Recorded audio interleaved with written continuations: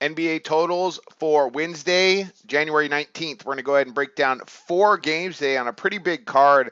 Still a little bit bumpy right now. Last few days, we were 1-2 yesterday. A little tough luck on the Brooklyn game, but not so much. I mean, that really probably should have gone over, well over 230. So if anything, I guess we were just wrong. I guess you can just say that. That line actually went down quite a bit before the first tip. Had some really rough luck on our NCAA hoops with Michigan and Wisconsin scoring 24 points in the final 2 minutes. And that just happens, Sometimes it goes our way, sometimes it doesn't. Eventually we just want to, get through the season and see where we're at the end of the season. And the last several seasons have been profitable, so I believe we're going to be profitable by the end of the year. We're going to keep grinding away. We still got a winning record in NBA hoops, NCAA hoops, still doing fine, even though the last few days have been kind of bumpy in both sports. So all right, there's your fair warning. Let's jump into some totals. Don't forget SBRpicks.com, sportsbook review. We got all the sign-up bonuses there, blacklist, things like that. If you guys start to comment on this video, I'll try my best to get back to you before we finish up. Be sure to share the video, YouTube channel. I mean, it's all there, sportsbook review. So be sure to check out our website, and we're gonna go ahead and look at some totals. I'll answer this first one real quick. Do you always do 3? Even on big card? I got 4. I got 4 today. It's usually 3. Sometimes I do 2, but 3 just is about average. And I'll talk more about spreads and stuff at the end. There's a couple games I kind of like today. All right, let's go ahead. Actually, those have been going well. If you've heard my comments about spreads, it seems like I've been kind of on top of those. But this is about totals. All right. Here we go. Let's get on some totals. All right, first one we got is Portland and Charlotte. And we're going to, again today, I got to remind you guys, we're going to look at that trend that we've been looking at over the past couple weeks in where odds makers are setting the totals in proportion to where it's been historically. Really some interesting statistics here. And if you've noticed, I hope you have, in NCAA and in the NBA, it's been absolutely bananas as far as scoring. I mean, teams are just going crazy this year. And we've seen some line adjustments. For example, today there's not a total under 200, and every single line has gone up except for one game, and that's a game I'll talk about here in just a second. All right, sorry, I digress. Here we go. We got Portland and Charlotte, 217 set by odds makers, and I'm going over. That's a huge total, but we're going to go over. Now, of course, these two teams are in different conferences, and Portland has not had a very good season. They play no defense, but they go really fast and they can score. So does Charlotte. Here's our historical trend. So I have stats back to 2005. These teams have met up. They meet up about maybe once a year. Did they skip any years? No, it looks like they've met at least once a season, just about. Maybe one year we missed. Never had a total this high. Now, they've scored this high before a couple times in their past, just about 5 years ago. But we've never seen a total this high. The last total we've seen for them was last year, January, 207. And they went under that total. But I'm going over because Charlotte and Portland could both score. And I think this is going to be a real track meet. Tempo should be there. Portland's averaging 107.9 points per game. Charlotte, 105. Portland plays no defense. They're allowing 110.7 points per game. They're ranked 27th in the league. Statistically, their percentages defensively are not horrible, especially on their 2-point percentages. Talking about Portland now. But they rank 28th in 3-point shooting percentage, and that's Charlotte's wheelhouse. That's their best shooting statistic, as proportion-wise, is shooting beyond the arc. They shoot over 35%. Although that ranks in the middle of the league, that's their, that's where they score. And Clifford likes to get up a lot of threes. They average 26.9 per game. That ranks 11th in the league. Charlotte's going to score a lot, I believe. And I think Portland, they're due for a breakout game. They haven't been playing particularly well this season. Both teams can score. The tempo should be there. You got Portland getting up 86 attempts per game. Charlotte getting up about 86 attempts per game. That's about the middle of the league. But defensively on both sides, when we look at the statistics, there's just not a lot going on there. Charlotte's not bad at times, but Portland, I just feel with their guard play tonight, with McCollum and Lillard, I think they're going to put up some points. I think Walker's going to score. It's going to be an up-and-down match. So I'm going to go over that 217. I would be more confident in that total if it was at Portland, because they have a lot of overs at Portland. All right, that's my first one, and that's way over any total we've ever seen between these two teams by 10 points. But I'm going to go over it. That's a weird trend. Next one up, I'm going the other way on this one. We got New York and Boston, and they've actually matched up this year. 221 set by odds makers, and again, historically, Biggest total we've ever seen from New York and Boston, no less. Not ever. I got stats back to 2003, and we have never seen a total. As I'm scrolling through this, we've never seen a total over. Gosh, you know what? Last year was the first time we saw a total at 210 with these two teams. Now they're at 221. We've never seen a total over 215. Boston's gone. They've been a really solid over team this year. I mean, every team they play against is scoring 100 points. Look at their last 10 games. But I'm going under.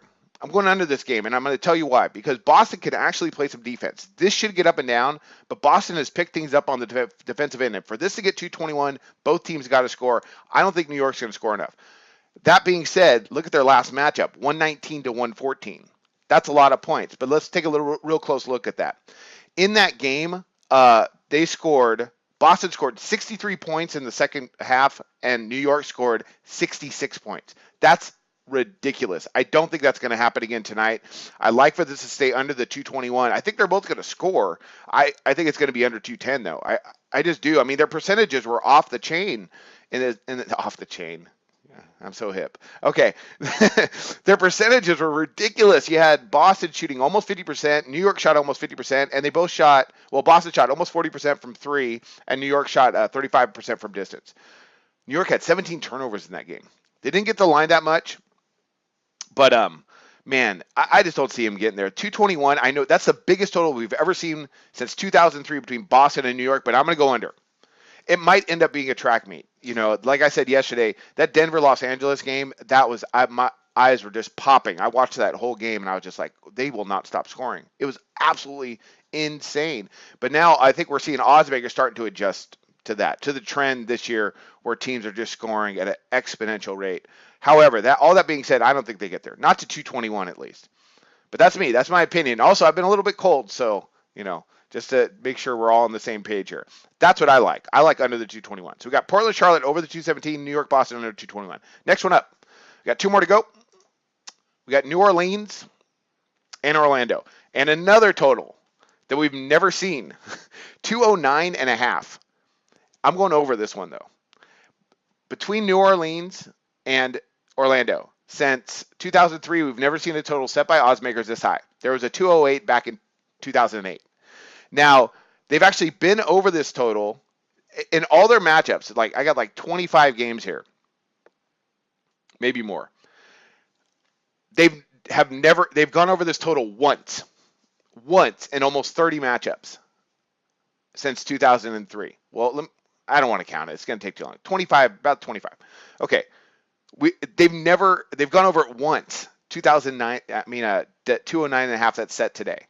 Only one time since 2003 have they been over the total. But odds makers are coming out, they're setting the total, and they're setting it right because teams are scoring crazy.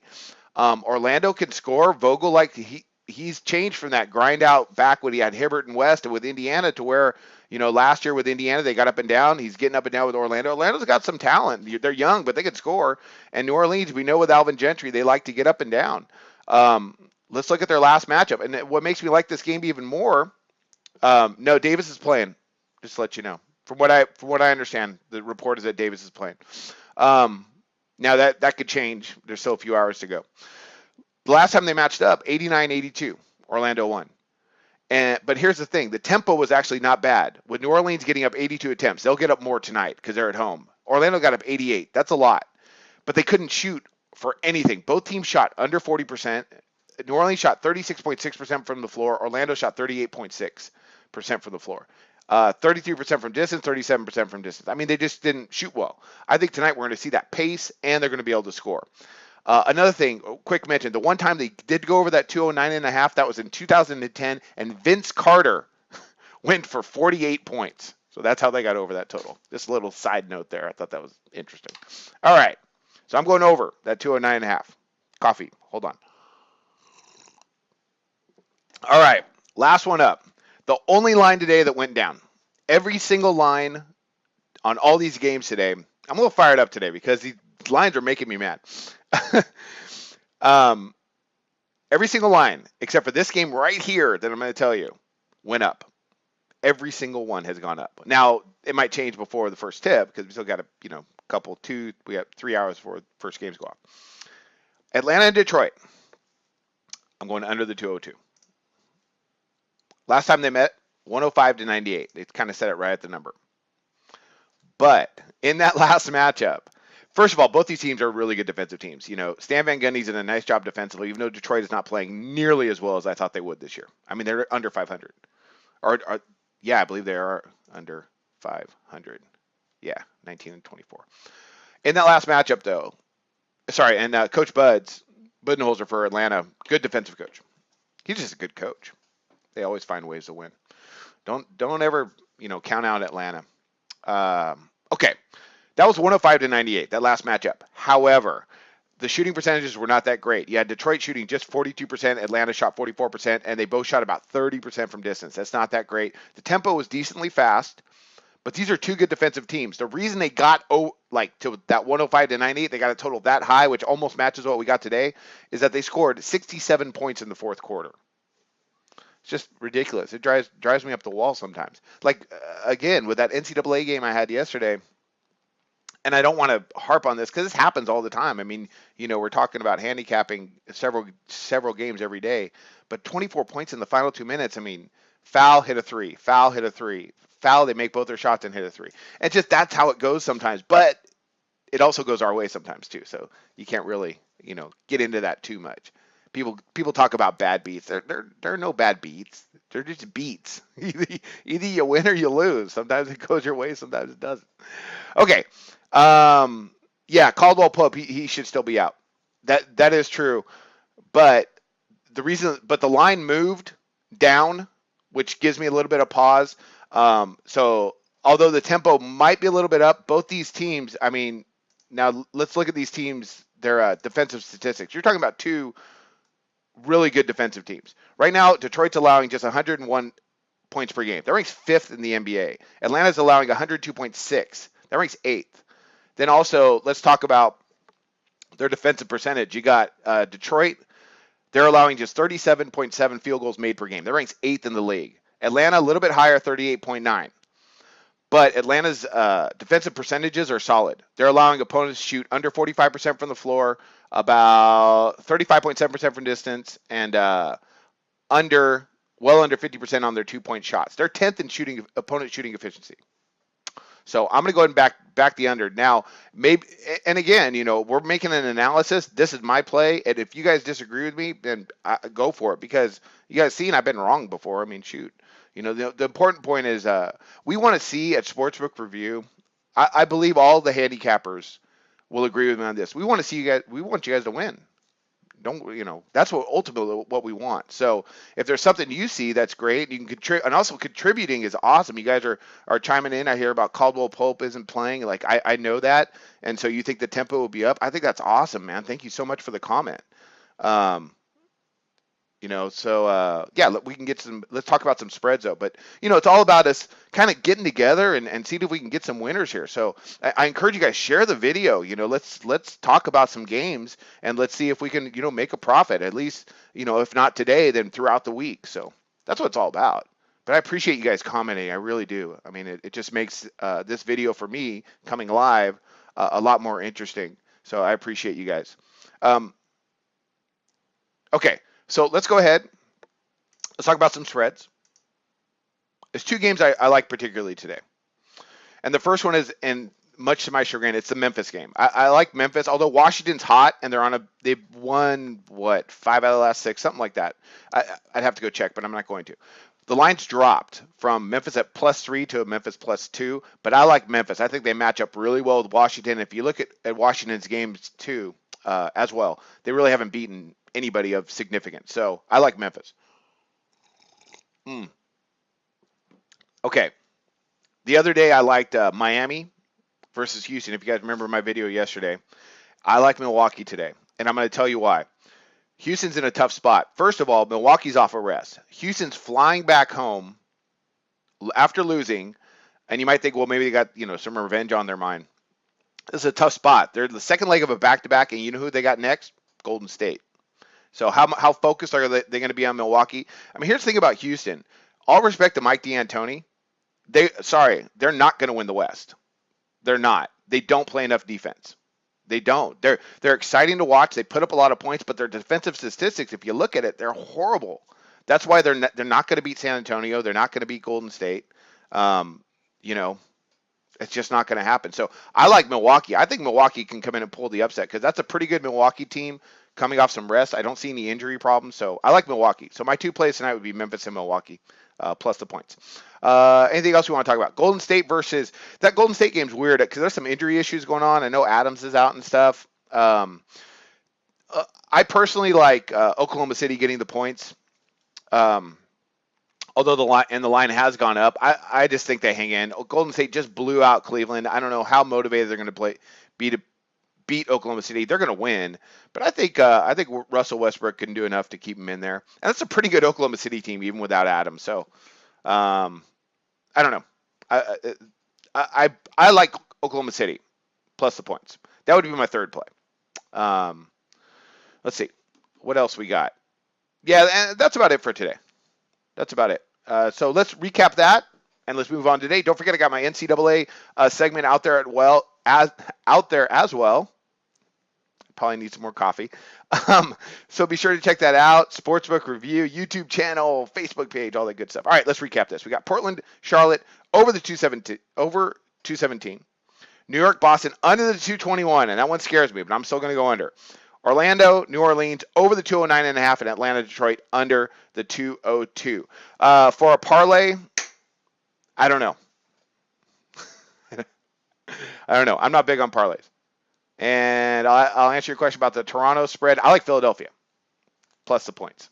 Toronto, again, similar to Houston, they played at Brooklyn yesterday. Now they're back-to-back, and Philadelphia has been red hot. I mean, they went in and they handled business the other night. So, and they're playing some pretty good basketball, and they're playing some defense, which is always good to note. I think Philadelphia wins that game, honestly.